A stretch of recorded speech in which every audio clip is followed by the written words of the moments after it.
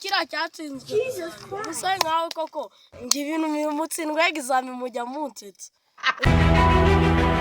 barambwiye ngo kubera watsinzwe egizami bajya kugukura mu ishuri agushyira mu gisute.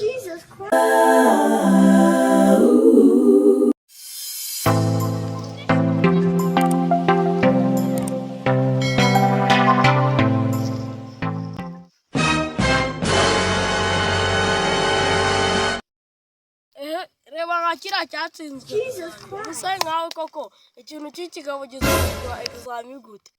mani nawe byakubaho njye ibintu mutsindwa egizami mujya munsetsa utsindwa egizami suri kugira ngo ni ikibazo mani byagwira abagore bigaramiye nsigaye ndabona abagabo rimwe musigaye se ubwo se ubundi uri kuvuga ijambo rikumvikanara uruntu rw'urugabo rutsindwa egizami si kuba naratsinzwe egizami nawe byakubaho mwana uracyari munsi kandi isi nisakaye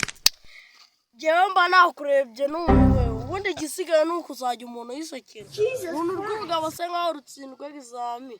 ni urwo gutesha umutwe wawe ngo ngwiki ngo ndatsindwa egizami buba mani ibyo bintu ntabwo wabimbwira wabinyumvisha uteze ubwo nkawe ubwo iyo waratse cya leta ubwo waravugaga ko ijambo rikumvikana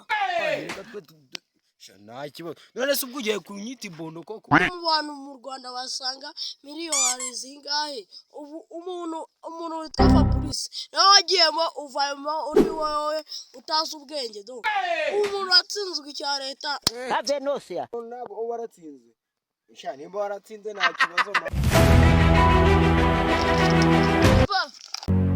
barambwiye ngo kubera watsinzwe egizami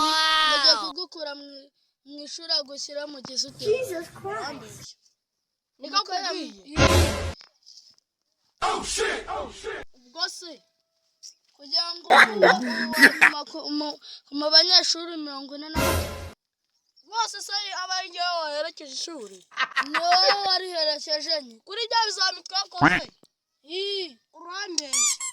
biriya bizami n'ukuntu byoroshye none se ubwo uzagenda ureba abandi uzarebe nimba ari umwana warengeje uwa 10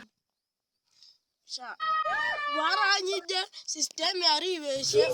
byose byo wakoresha biroti byose byari mbere ngo natsindwa egizami uko bayiwanyuma suri kumva bitakubaho mujye muratuza amasengesho kwita satani urimo satani urambeshya ntabwo nabaye